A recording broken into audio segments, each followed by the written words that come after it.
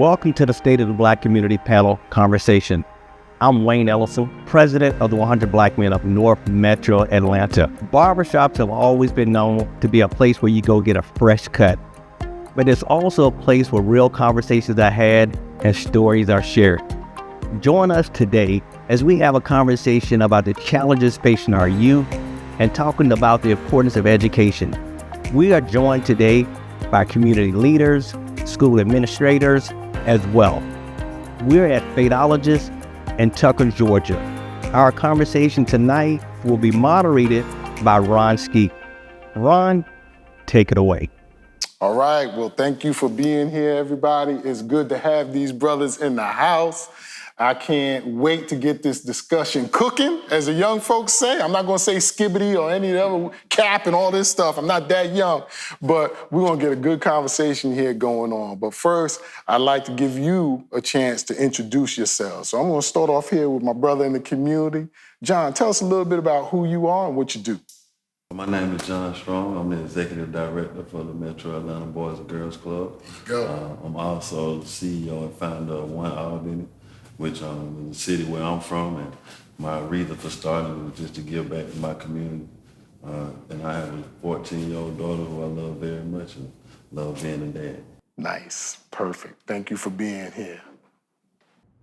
Oh, it's on me? It's on you, brother. I was waiting Even on though you're a Cowboy fan, I'm a it's Cowboy on you. fan. Look, man, I take it back to Tony Dorsett. Shannon Williams, assistant principal at the best academy in Atlanta Public Schools, 612 STEM school for boys, single gender. That's something that differentiates us from any other school in Atlanta. I've been in education now for 25 years. I run the high school, and my motto is I'm the principal of what I own. So that's one of the things that I talk to my students about, one of the things that I talk to my two boys that I have, Caleb and Joshua, and I love the journey. So I can't wait to get on this ship with you guys tonight and take this journey with you gentlemen. Glad to be here. I am Barian Boyd Jr. I'm a rising junior at Tennessee State University, majoring in aviation management. I went through the Men of Tomorrow program in high school, so just evolving from that and just looking to get this conversation cooking like you said. All right, that's what you're talking about. Barron's gonna make me look good as a young brother here, but as part of our great work, I get to serve as mentoring chair for 100 Black Men. I think you all know that. So Barian represents the end result, right? So as we pour into these young brothers, we say what they see, they will be. This young brother, he didn't tell you he's got his pilot's license. He's going on to do some great things there as well at TSU. We're so proud of you and thank you for coming here to lend your voice to this conversation. I'm Ron Ski. Mentoring chair, as I mentioned. I got a lot of different hats. I've been in the nonprofit world for over 20 years. But then also, you know, I'm a dad and a husband and all those good things. So my daughter Trinity came up through Gwinnett County Schools. And my son is going into his junior year in high school as well. So just really interested in hearing this conversation on back to school. Well, speaking of back to school, I am the proud superintendent of Gwinnett County Public Schools, Calvin J. Watts, and I could not be more excited about the fact that we are going to accept and expect, as my wife and I, we joke that we have 182,000 children. They will be coming back to Gwinnett County Public Schools. We were officially open for inspiration on August 5th. And so just love the work, love what I do, love why I do it even more. All right, thank you for being here. Thank you. Well, I'm John Douglas. I appreciate the 100 Black Men for allowing Fateologist to host tonight. I've been in this industry. Fateologist has existed for we're going on 30 years now. We've been voted the best barbershop in Gwinnett since 2015. Appreciate it. We've also won 2 national awards for being the best barbershop in the country, 2013, 2016. And I'm a member of Kappa Alpha Psi Fraternity Incorporated. And just in case I didn't let you all know what my name is, I'm John H.F. Douglas III. All right?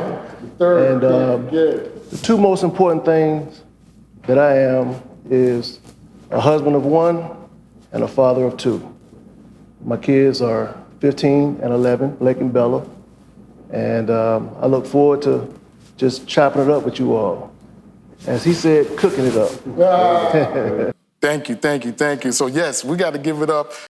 John, the entrepreneur, owner of Fadeologist, and I believe you also have like a philanthropic arm, like you give back to the community as well. So they got 3 locations near you, and you won't get a haircut anyplace else like you will get at Fadeologist. So we're here in Tucker, so thank you again for hosting us. Absolutely. So it's the State of the Black Community, the Back to School edition. So we're gonna kick it off this way. Tell me what your 7th grade teacher would have described you as. And I'll kick it off. So my 7th grade teacher, let me see, Miss Friedman. I was up in New York at the time, Brooklyn in the house. And she probably would have said, Ronald's smart, but he runs his mouth too much and he too girl crazy. Who's next? What's wrong with that? It worked out for me. Listen, what about you? Who's next? I'll take it. My mom was a teacher. My mom was a history teacher, African American studies teacher, and my 7th grade teacher. Wow. Yeah. So, quick story. My mom, I was the why kid. You know, I always wanted to know why. And I remember one time going to church, and our church was in a dilapidated area, but the church was nice. I'm talking about everybody drove the Lincoln Town cars, 98, the Cadillacs, the Benz, to the church. And I asked my mom, I said, Mom, so tell me this. I said, why is our church so nice, but the neighborhood it exists in not doing so well? And she said, boy, shut up. The crazy thing, so we got up to church, we was about ready to leave, and the pastor said, does anybody have anything that they want to say? And I got up and I asked that question. My mom, man, look, man, I got beat. My mom was so ashamed. I'm about to say. Yeah, but that was always my way of questioning the status quo. And that's who I am today, and that's what my mom would have said about me back in the day. I was the why baby. Okay, Yeah. I see. All right, let's stick with you, John. 7th grade, me, wow, man, into something, always acting. How tall were you in 7th grade, brother? 7th grade, I was probably maybe 5 feet. I grew 4 inches in like 1 year. Are you serious? Yeah. Like all my friends were like the same height as me, and then all of a sudden they started looking up at me. They always tell me that story all the time. But yeah, I was in a funny mode, but also just really long. I was starting to feel myself a little bit, and so my parents would always have to reel me back in. So big shout out to them for that. There's nothing wrong with that. Well, I think when I was in 7th grade, I had multiple teachers. So the way my 7th grade middle school worked was we had like a block schedule. So you had multiple teachers. But I think the way that all of them would pretty much describe, I was always like a smart kid, pretty one of the good kids, I guess. But I don't know, same as kind of little girl crazy. You know, a little bit, nothing wrong with it. Nothing wrong with it. But I definitely had fun in 7th grade. You know, I was like one of the energetic kids, you know, people that, you know, you can have fun around him, so, yeah. Right. Sure. I remember you in the 7th grade. You know, I remember I had many educators in my family, and that's probably one of the reasons why I serve as an educator today.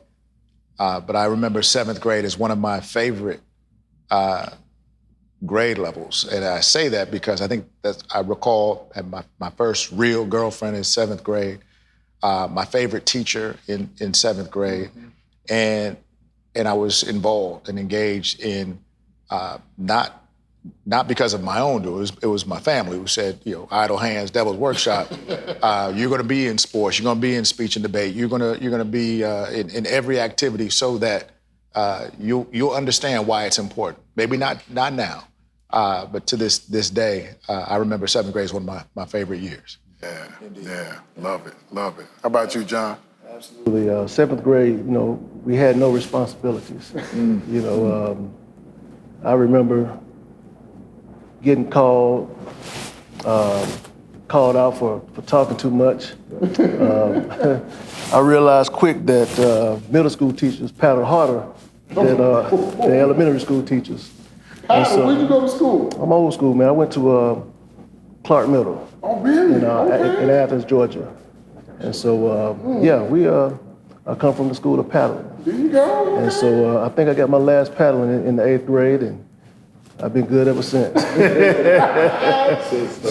And my mom's, not interrupt, but my parents, they were educators as well. Okay. And so my mom would bring the paddle home during the summertime. Oh. So trust me, I know what discipline is all about. Yeah, I appreciate that. And now we talk about discipline in a different way. So we say when students are disciplined, that means they understand how to engage, how to connect with others in the appropriate way. But when I was younger, discipline was what someone did to you. Oh, yeah.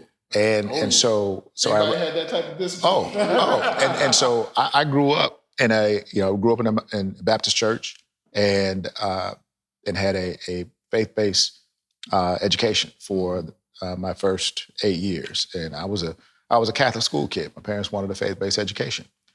And I remember the first time I got paddle. First time I got paddle was when I was in first grade. You might ask, what did you do? I didn't do a thing. No, true story.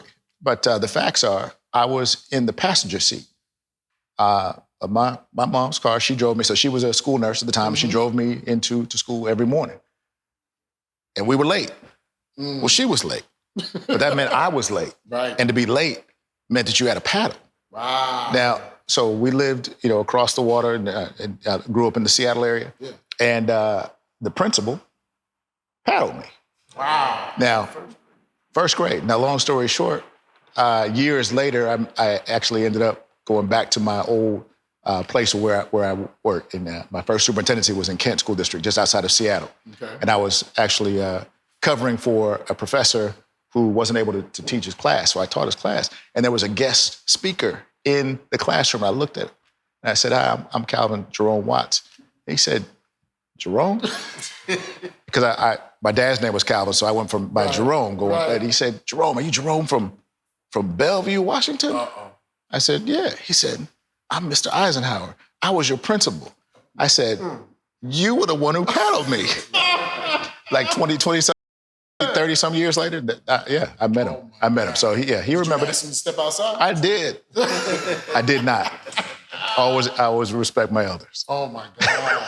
All right, so that's a good way to talk about parents and guardians as we're getting ready to go back to school, they had the summers off, sleeping late, trying to change this around. Brother Shannon, I'm gonna ask you a little bit about, what are some of the challenges, but also some of your recommendations for how parents, particularly fathers and father figures, can help their young people going into the school year? It's more than just buying the school supplies. Man, you have to be in there. It's the difference between just supporting and being there, One of the things about the 30318, that's my school's right there off of Bankhead, so we deal with a lot of, I'm gonna just drop this this statistic on you. 69% of the students, all boy students that we have at our school, don't have parents in the home.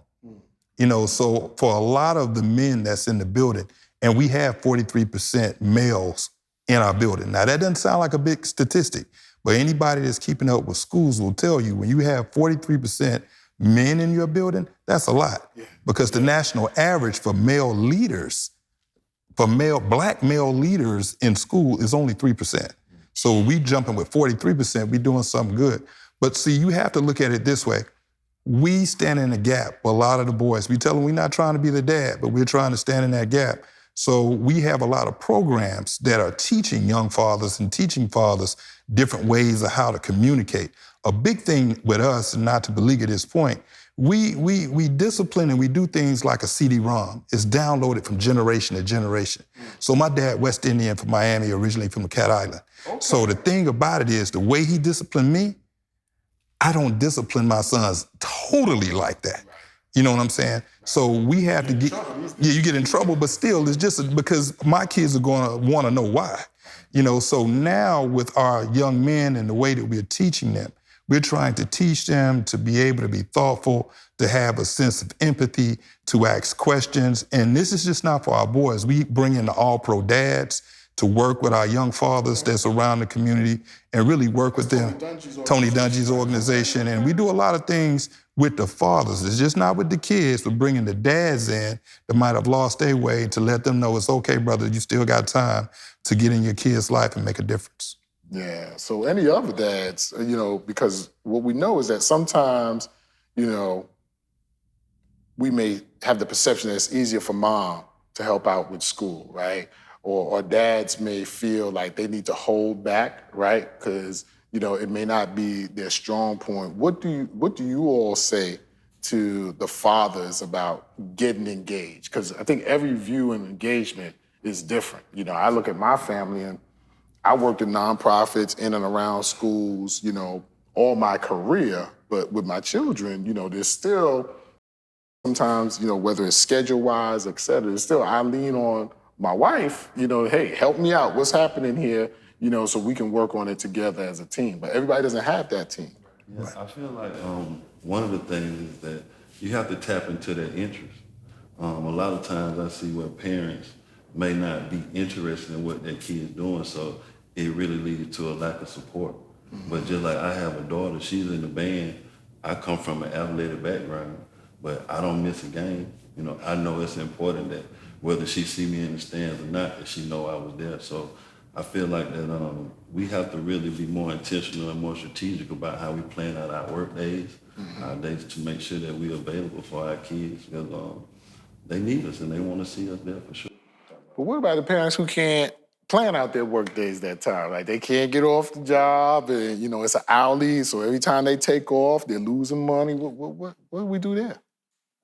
I think we have to set aside time to talk to the mother to make sure that things are going the way they need to go. Because myself, sometimes I get off work late. I mean, I get home until 7 or 8, sometimes 9. And so all I can do is kind of just reinforce, the structure that's already there. I hate to come home fussing, you know what I mean?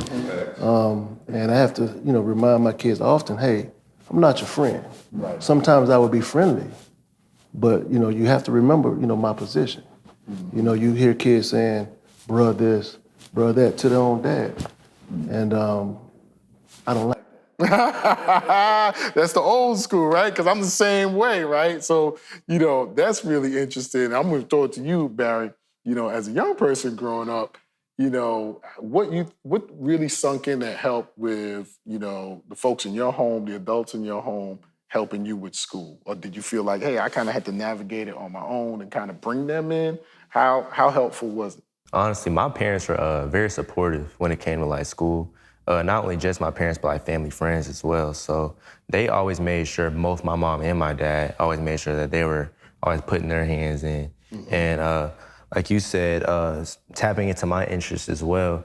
So it's not a one-sided thing, I didn't feel necessarily alone when it came to my parents, especially around school time. They always made sure I was straight. Mm-hmm. I always made sure I had all the school supply. They was getting on me, making sure I had everything. All right, where that list at? You know what I'm saying? Right. Where's the checkbox at? So they were always there, especially around school time. They made sure I was good. I'm not trying to get you in trouble, but you're in college now. You're beyond that. But did they ever reach in too much when you were younger, like in high school or something like that? You felt like, man, come on, you're on my back. Like getting ready for school and things like that? As long as it had to do with school. A little bit, but I feel like the way I set myself up to where they didn't have to.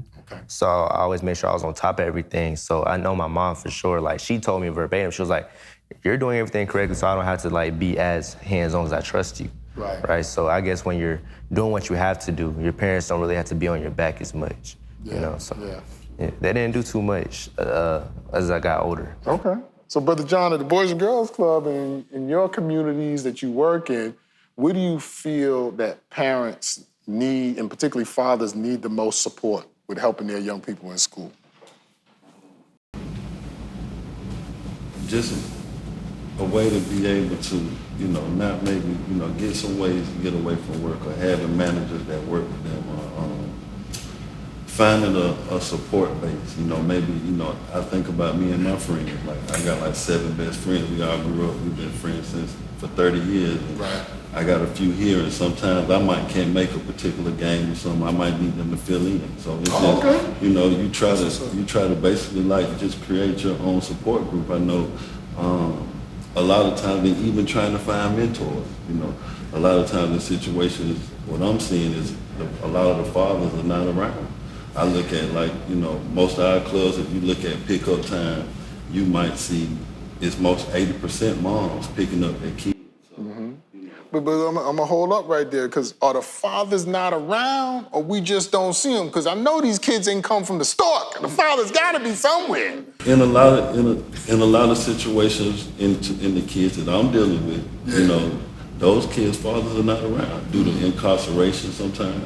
You know, due to sometimes the mom not really even want to have contact with the dad because he's not where he's supposed to be, or he's not giving the support that she feels like she needs to be supporting that kid. So it's, you know, it's a lot of demographics that play a part in that, but I feel like that's also where Boys and Girls Club comes in and shows support by providing those mentors, by having those staff that create those great relationships and, you know, help try to not be that parent but fill in that gap and really support the kids. Coaches as well, right? No doubt. Coaches and staff, and like I said, administrators, myself.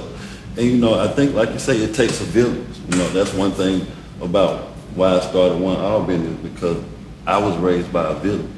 And the expectation never changed, no matter where in the village I was at. So I feel like if we can continue to create great villages with high standards and high expectations, we'll continue to get great products like myself. Okay. So I'm gonna ask you, Dr. Watts, you see it from the 50,000-foot level, the largest school district in Georgia. Where do you feel or see that our fathers may be stuck or have a barrier with helping their young people in school? No, I appreciate that question. I can honestly say I am seeing more men who are stepping up to the plate, whether it's making sure. I see it too. And when I say that, I mean, you know, I'll start with myself. When I look in the mirror, I know that I had many role models, black male role models. My dad, uncles, grandfather, you know, when I was young. But I recognized that there were educators, even if they weren't specifically teachers, they were educators. Yeah. They were always teaching a lesson. There was a lesson to be learned every day, whether it was when you were sitting down at a meal, when you were going to church, when you're coming home, when you're getting on the bus to go to school. There was always a message and a lesson to be learned. And I called myself having a high reliability childhood.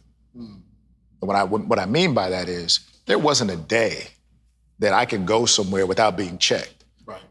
Where are you going? What time are you gonna be home? You have your watch. What time do you know you need to be home? Right. And if you're not home when the sun goes down, then you're probably gonna get in trouble. Those are the expectations that were put in front of me from day one. We extended that to when I met, you know, my wife, and we have, you know, as I said, we have 182,000 children, yes, but the one son who we claim on our taxes, we made sure he learned those same lessons and that accountability. Yeah. And that to me was what I really understood, what it meant to be accountable for someone else. And then for our son to be accountable for himself and for him to understand what that meant growing up. Raising a son and being present, you know, my life was flipped upside down because I was an educator. I was taking our son to school every day. Mm-hmm. And I was going to the birthday parties, and I was bringing in the cupcakes, and when the teachers would say, "Excuse me, do you have a badge on? Did you?" You know, and I'm working in Gwinnett County Public Schools, but I had to tell them. I said, first of all, thank you. Right. You're protecting not only my child, but you're protecting everyone else's. You don't know that you know me. Right. And so that level of accountability, that level of expectation was high from the very beginning. And that led me, I believe, to why I'm an educator today. You know what? I just want to jump. Yeah. Because, Doc, you just said something that I was just thinking about. We have to change our mentality as black men of what is black masculinity. You know, because what you just said is something that a lot of black men, because of the westernized way of the United States, that the man brings home the bacon, can we flip and become the homemaker? Why not? You know, because statistics show that black women are making way more money than the black man. So can the black man change this idea of black masculinity and say, nah, man, I'm too macho? Because if we really look at it, a lot of our dropout rates are happening in 6th grade. So these kids don't get an education, they don't get a better job, and then what's the next step for them? But if, you know, we can show love like you was talking about, and my mentor, Tim Jones, who invited me, who got me hooked up with you guys tonight. Shout out to Tim Jones, member of Omega Psi Phi Alpha Alpha. But shout out to him. You know, but Tim used to say this thing, we gotta show love in the ships, with relationships. Brothers like us giving kids internships, partnerships. You know, what type, you know, he would always say, you spell love, T-I-M-E, in the time. Whatever you show your time to, that shows what you really care about and what you really love. And Doc, you really just hit a nerve with me when you said you did those things as the man. And you know, making good money, but you did those things. So I think for a lot of us, we have to change our mentalities about what black masculinity looks like. Shannon, even though you're a Cowboy fan, I'm gonna give it up to you for that. Representing the Giants, we're coming to a stadium near you, championship coming. Y'all need a new quarterback. But that's important, right? Because toxic masculinity is something that I talk about a lot in circles where it's like we haven't evolved, right? We've kind of gotten off track because, you know, when you think about it, you know, you hear the term single parent household a lot, but what I like to say is a lead parent, right? Because whether it's two parents together, whether it's the grandparent, whatever, the boyfriend, the girlfriend, there's always somebody that plays a lead in one area, right? Somebody may play a lead with the academics. Somebody may play a lead in the cooking, right? Somebody may be better than the other. So the single parent to me always kind of has that negative connotation, like, oh, woe is me. But I think to your point, you know, as men, we need to understand where we can take a lead and be in partnership to make sure that our children are better. Now you don't have any children yet, Brother Barron, but what do you think about that when you think about, you know, the picture of men and, you know, you're in a fraternity, right? So we know that you got a lot of brothers in your circle, you know, in terms of how they can step up to help their children at that point with education. Right. So honestly, it's, in my opinion, it's all about being present and making sure that, that time thing, make sure you're actively involved in your child's life. I know I'm blessed to have my father in my life, and he always made sure that he spent that time with me, whether it be throwing the football around, talking, taking me on joyrides in his truck. It's just about being present in that kid's life, you know? Okay. So what we can do as men who don't have kids yet, really soak that in and be prepared for when that time comes, you know? To be ready to actually be a man when it's time for us to have children and start families and have wives, you know, and make sure that we prioritize that time when it comes to the things that we love and people that we love. I love that, man. Well, listen, Barry, I'm gonna stick with you for a second. Go back again to like when you were in high school. How did you handle stress? Right. Did you go to your parents? Did you go to the school counselor? Did you kind of just work it out yourself? Did you pray? How did you, as a young man coming up in school, a teenager, handle stress? Right. Honestly, I'll tell my friends this sometimes. Growing up, well, I guess in high school, I had one rough patch in high school, like sophomore year. I mean, COVID happened, I tore my ACL, couldn't play football no more. I mean, remember that? Yeah, like that was a rough patch, but I would tell them, like, I honestly became my own therapist, and it came to it with the point of maturity as well. So I prayed a lot, I spent a lot of time with God, and finding healthy coping mechanisms as well. A lot of people, when they go through a rough patch, they go through everything else but the healthy ones, like praying and such. Like they drink, smoke, have a lot of sex for no reason, things like that. Didn't do any of that. And I used to journal. I used to write what I was feeling a lot and pray a lot too. So when it came down to stress, I knew how to handle it, but that's because of the foundation I grew up on. You know, I also grew up in a faith-based household, and I really give props to my mom for that. She implemented that in me. So I knew how to handle situations and knew that this would be the only way I can get out of this, honestly. Yeah. Man, that's powerful. Like from the faith to the journaling, right? Those are some real powerful tools. I'm gonna ask our educators, what do you recommend for our young men who are in school, whether it's middle school, elementary school, high school, who are going through tough situations and kind of stressing out? You know, I go back to the men in my family, where my dad, God rest his soul, my grandfather, uncles. You know, there was always a lesson to be taught, and one that I had no choice but to learn. I remember like it was yesterday. My dad, I was maybe 6, 7 years old. He had a hammer. He put the handle, extended it out, and he said, "Son, hold on to this." And I remember taking the hammer in my hand. He said, "This is a hammer. Now, you can use it to build a house or break a window. The choice is yours. Choose wisely," he said. That lesson was the beginning of all of the lessons that he taught me, that my parents taught me. Knowing that a work ethic, that it implied. I have a picture that I keep on my phone that shows my mom taking a picture of my dad and I washing our 1976 T-Bird. I couldn't go down the street and play with my friends until my chores were done, till my room was cleaned up, the clothes on the floor were picked up, my bed was made. And what he meant by that, everything had a story behind it. It had a reason and a rationale. And he said, you know, based on the hammer, that was, you know, no matter what, anything that you use as a tool can be used for positive or negative gain. And he also said, look, you can't do anything until you take care of your chores, which meant make sure, no matter what, you leave the room better than when you found it. And he meant that both ways. So yeah, pick all that stuff up off the floor and make your bed. But you're not playing with your friends until these are done. First things first. And no, I think about accountability. So this, and I'll stop with this, but this was one of the most profound. I came home one day, and I came home from, I played all sports growing up, football, soccer, baseball. I played every sport. And it made me a better person, better athlete. I came home from practice, and I thought for sure, it was at the end of the season, you know, end of the school year. What do we get? We get our yearbooks. And what do? We get everybody to sign them.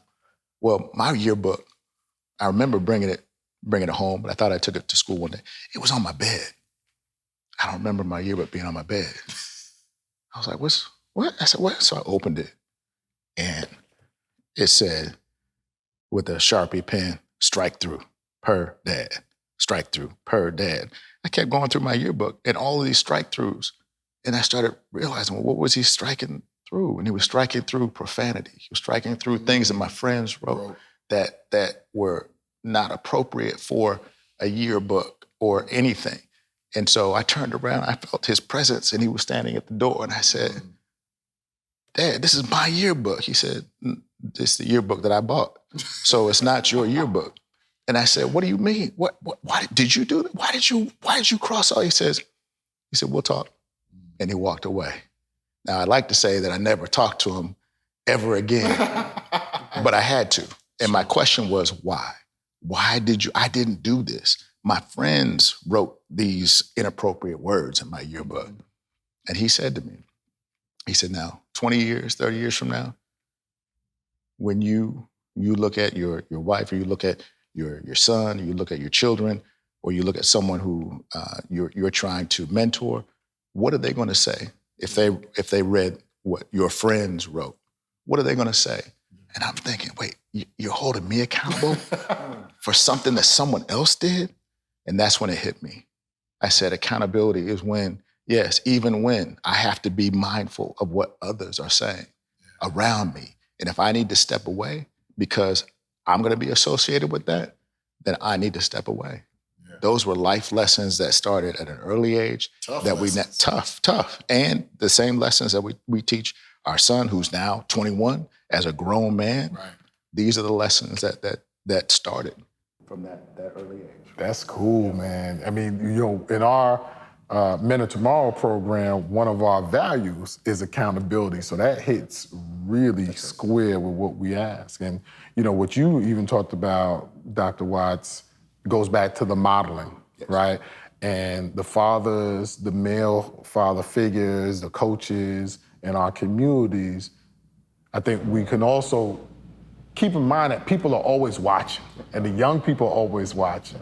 So Shannon, when you would talk a little bit about the families that you engage with, when you see your students and they're in a tough situation, how do you help them through it? So let's break this down, man, because there is what I call BC and AC. Okay. BC before COVID, AC after COVID. Yeah, man, listen, because we don't talk about that enough. Right. It's like we blinked our eyes and we want to go back to normal. And it's still not normal. This is like, 10 and a half months of learning loss, right. The social emotional loss. There it is right there. So that's the thing. If I want to take this answer to a different perspective of what we can give them from the school. Because when you start looking at what happened, see, kids was in COVID, but did we really know what those kids were going through? See, a lot of those kids, family members, they was watching their family members die.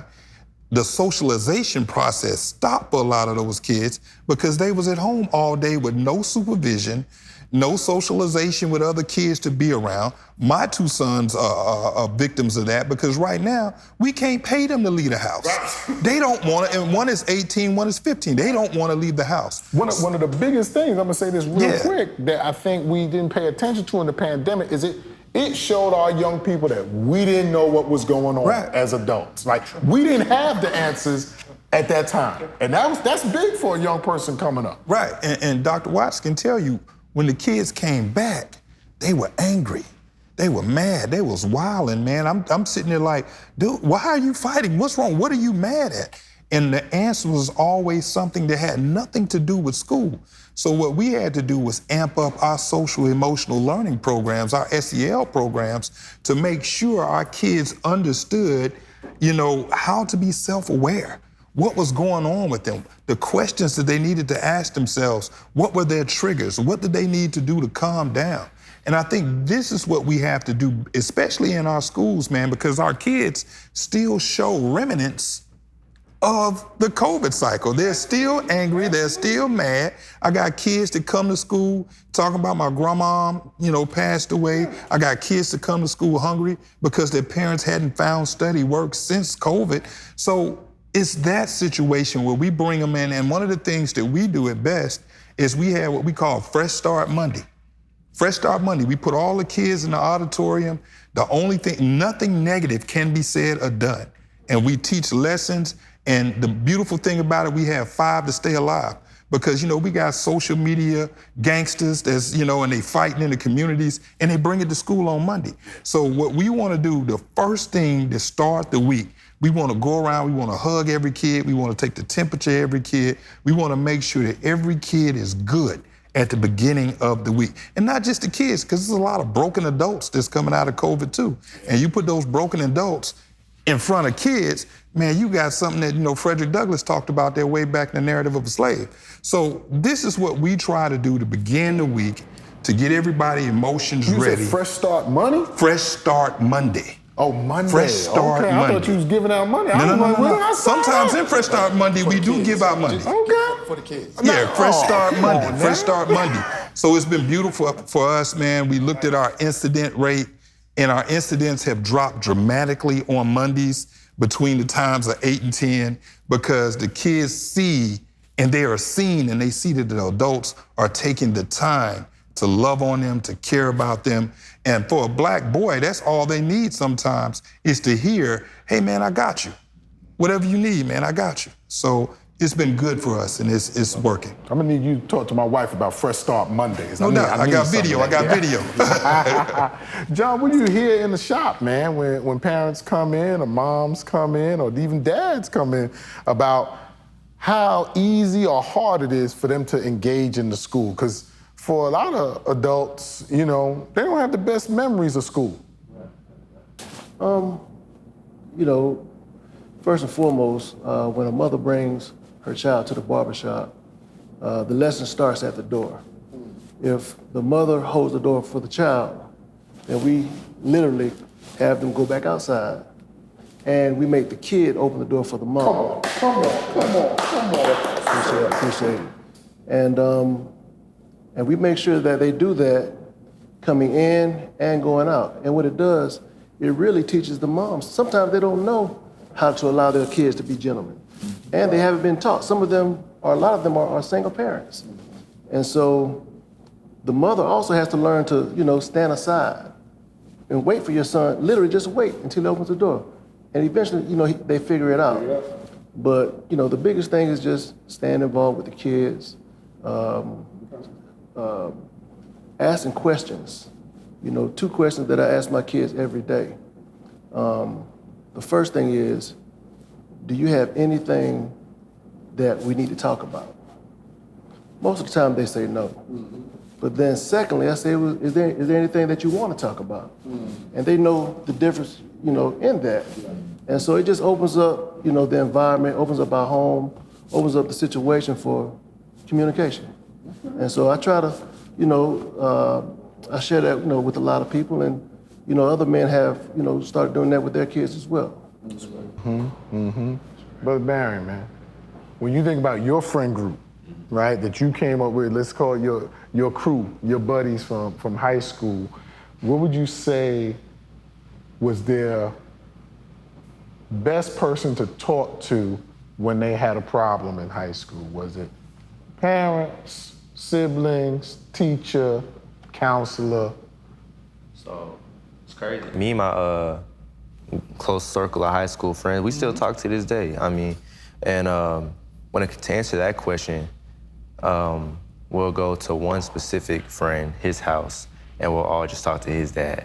Really? Yeah, we have chats like this. Literally, we just sit outside. Why that dad? What was different about that dad? Honestly, we'll just be over there, and he just starts talking, and he'll just open up that atmosphere for us to talk. All right. So dads, fathers, coaches, we need y'all to keep talking.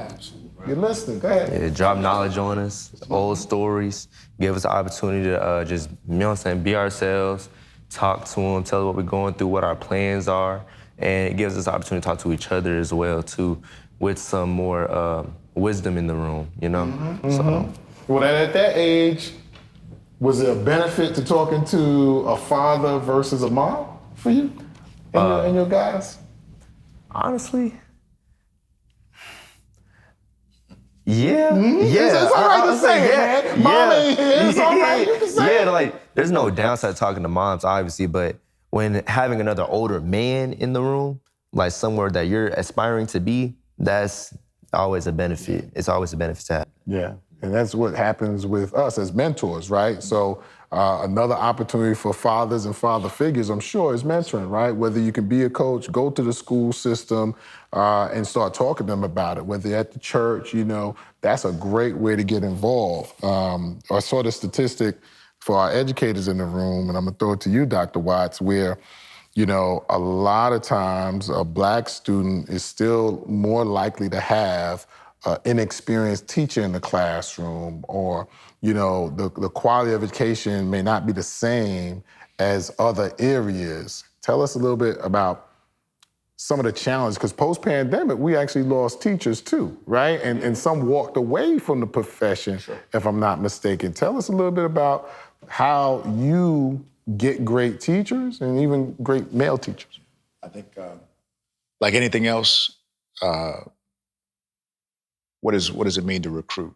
We call it micro recruiting, that we're constantly connecting and engaging with individuals who might not even know that they wanted to be a teacher. Okay. So we have a robust recruitment profile. We recruit locally and globally. We recognize that when we became one of the most diverse school districts in the country, we had students and families who were coming to us not just from other states, they were coming to us from other countries. They weren't just coming to Georgia, they were coming to Gwinnett and expecting their children to be served in a way that they had perhaps never been served before. What we realized is that we had to recruit teachers who could connect and engage with students who are multilingual. Right. We have students who are coming to us today who are speaking multiple languages. Right. And when we talk about how do we connect and engage with someone who doesn't think or speak or act like me, well, that's an opportunity. It might have been something a little bit different years ago. Well, we can't serve you because we don't have the resource. Well, we can't say that now. We don't, and we wouldn't want to say that now. But I think for Gwinnett County Public Schools, the only school district I can speak to, we've made a concerted effort through our blueprint for the future, which is based on the 4 E's, strategic priorities, the first of which is empathy.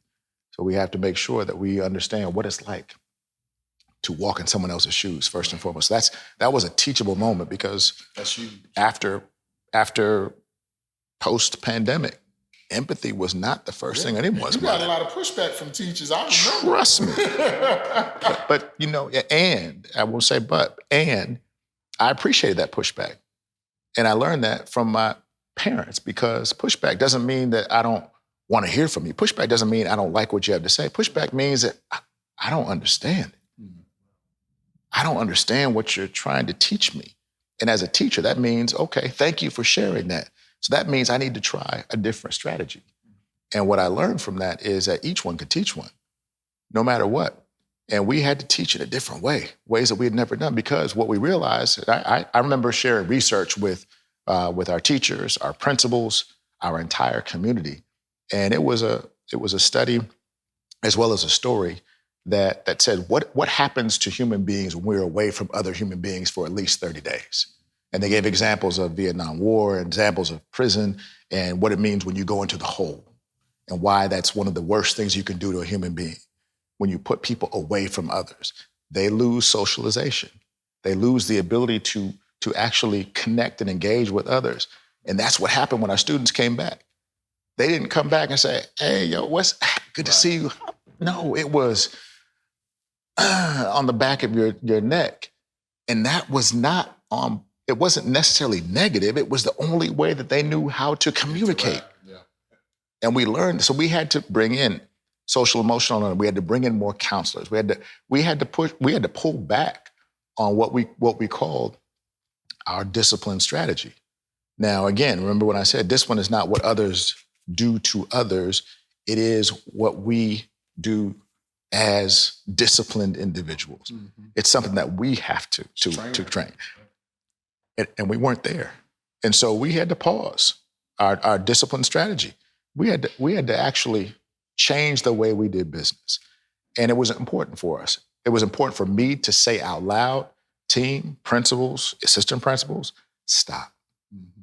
And when I say stop, I don't mean stop, period, but I mean stop what we're doing because the strategy is not working. Yeah. Business as usual. So we need to mid-course correction is happening now. And so I was teaching while I wasn't just telling, always a teacher. And I said, well, this is why we're doing this. I said, I don't want you to say just stop and you figure it out. But I'm saying we got to stop this and we're going to go in a different direction. I'm going to show you why we're going to do this. I'm going to show you how we're going to do this. And we're all going to do this together.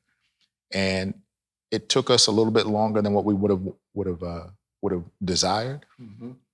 But 3 years later, we're seeing academic performance is increasing. We're seeing relational performance is increasing.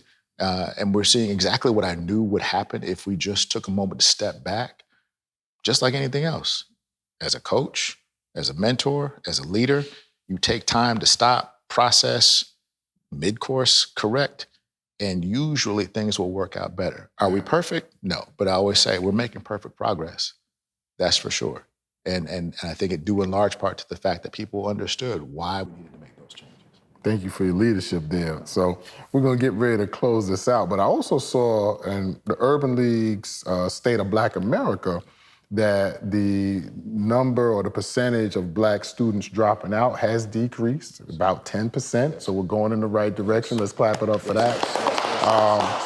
And the college enrollment has actually narrowed to about 2.4%. So, we're seeing some of those gains and we want to keep them going. So as the other educator here with us tonight in the shop, barbershop, I want to make sure you get a chance to talk a little bit about how fathers and males and father figures in the community can help support your parent, not your parents, your teachers at the school. One thing, man, you said everybody in here is educators. Everybody in here is educators, man. We educate in our own way. You know what I'm saying? Everybody is putting in the time. And I appreciate you for asking that question and you moderating this thing, man. It's been beautiful. The way that our fathers can step in the gap for our teachers and for our school at best is, once again, just be there. Offer your time. Offer your time. There are so many kids. And now in 2024, there's so many different avenues to making it. You know, I'm 49, so I'm still relatively young. Nobody said anything, so I'm gonna roll with that. I'm gonna do the Kevin Hart. Yeah. So when I was coming through, it's like you had to get a degree to make it. My son is a gamer. You know what I'm saying? And he's getting monetized by videoing himself playing games. A company just reached out to him to give him a job to debug the games, you know, but we have to have a growth mindset and open up ourselves to these different avenues that these kids can do. There's nothing wrong with being an electrician. There's nothing wrong with being a plumber.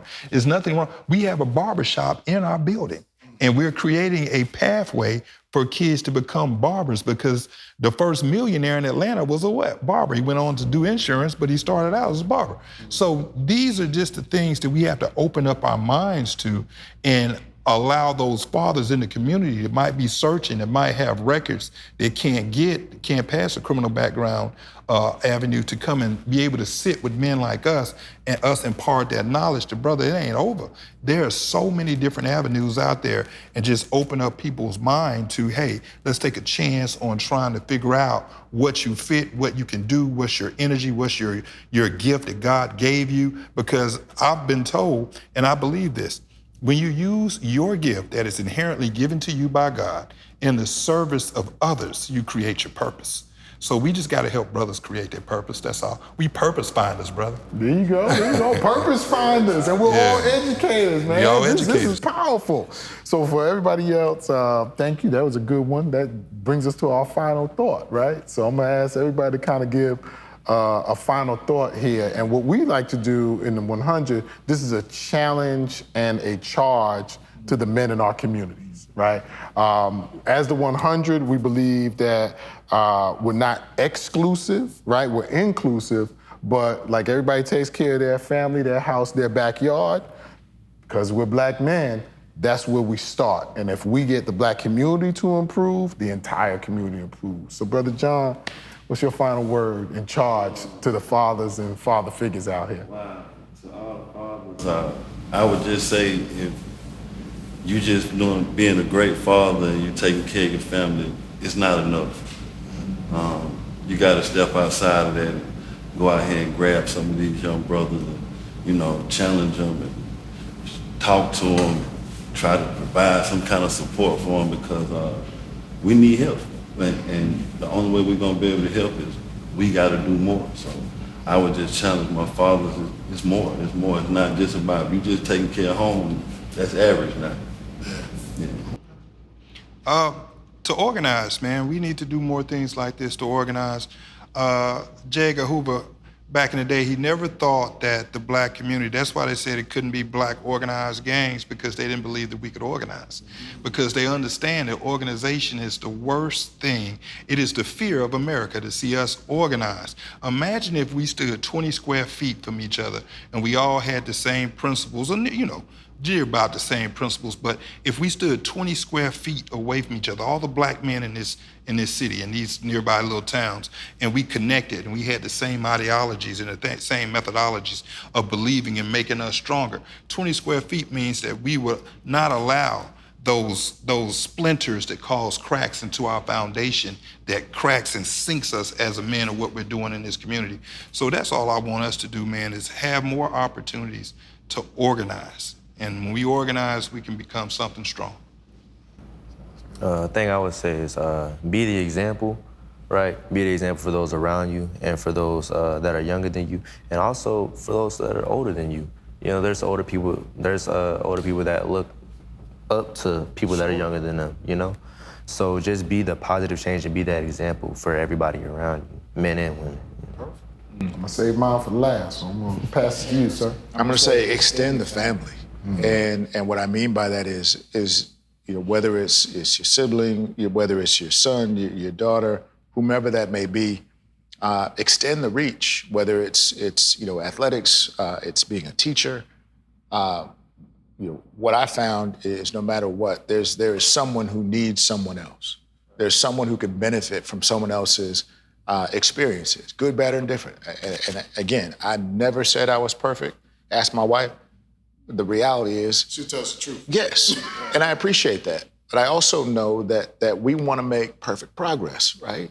And we can't do that unless and until we connect and engage with those around us. That includes our youngest learners and leaders. And I've seen it happen. We're seeing it now in Gwinnett County Public Schools.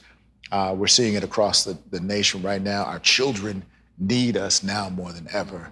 And now is the time to give back for those who may have extra time and effort. There's no better way to do that. Yeah. I agree with you totally. Here at Fadeologist, we have a formula. It's called I2E2. And it's inspiration, information, education, and sometimes entertainment. And so I apply that everywhere I go. It's about really listening, as we've all said tonight. And so I just want to encourage brothers to be that inspiration, give them that information, give them that education, and sometimes entertain them. And that's just being able to relate to them, as you said earlier. I like that. Okay.